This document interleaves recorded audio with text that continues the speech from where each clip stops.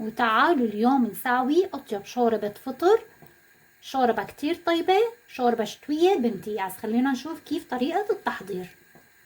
عندي هون علبة فطر. طبعا الفطر عندي هون ما بغسله أكيد، بس هيك بدي امسحه هيك شوي بالمحرمة بالشكل هذا. هلا بدي اقطع الفطرات وقليهم شوي بالمقلاية.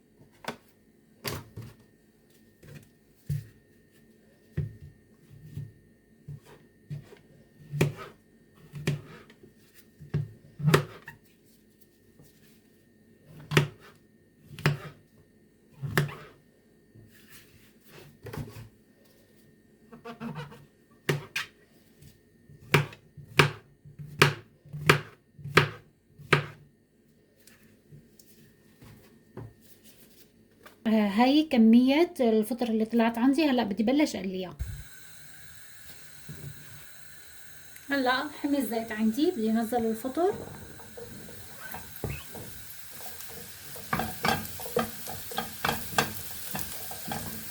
الغاز عندي قوي شوي، حاطته معنص. هلا بدي نوصه، بدي خفف الغاز.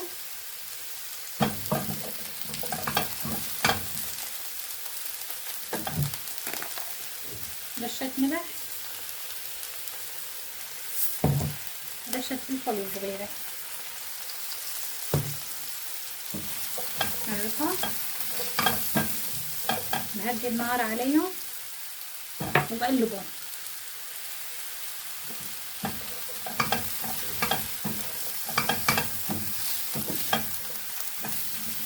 هلا عندي هون الفطر بلش يطلع ميته، شايفين؟ هلا طفيت عليه وبدي احطه على جنب. معلقه زبده كبيره، بدي تضيف هون معلقه طحين كبيره. بدي احرك الطحين لحتى يتحمص معي شوي. هلا بعد ما حمصت الطحين شوي بهالشكل هذا بدي اطفي الغاز. رح اضيف شويه حليب.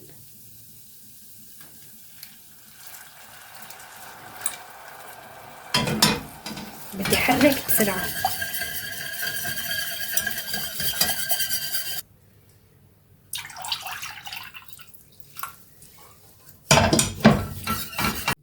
هلا هون بدي احركهم، بدي شغل الغاز وضلني عم حركهم لحتى يتماسك عندي المزيج. تقريبا مقدار الحليب اللي ضفته كاسة حليب.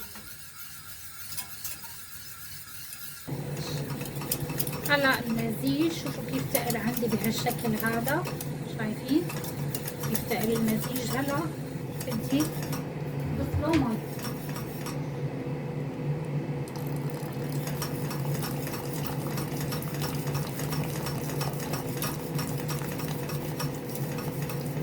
بدي اخففه بشوية مي.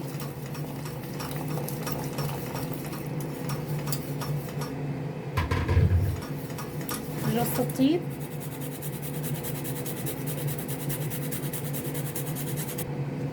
ملح، بودرة بصل،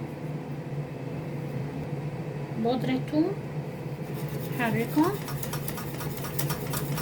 هلا بدي اضيف شوية جبنة. ما رح كتر، شوي بس لأعطي شوية نكهة.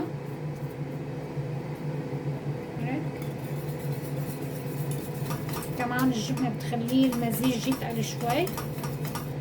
إذا بتحبوا فيكم تخففوه بشوية مي، ما بيأثر. هلا بدي أضيف الفطر، بس طبعا بدي انتبه كتير منيح إني ما أنزل مية الفطر عشان ما تغمق عندي الشوربة، تصير الشوربة عندي غامقة.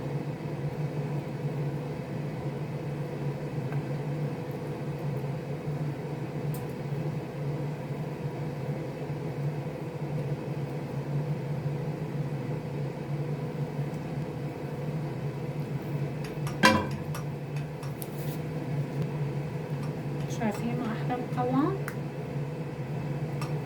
هلا بدي اتركها شوي مع الفطر لتاخد من نكهة الفطر. بتكون عندي الشوربة صارت جاهزة. وهي الشوربة صارت جاهزة عنا. شايفين القوام أحلى.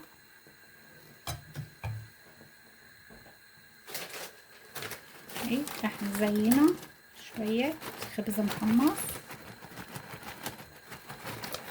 أطيب شوربة فطر.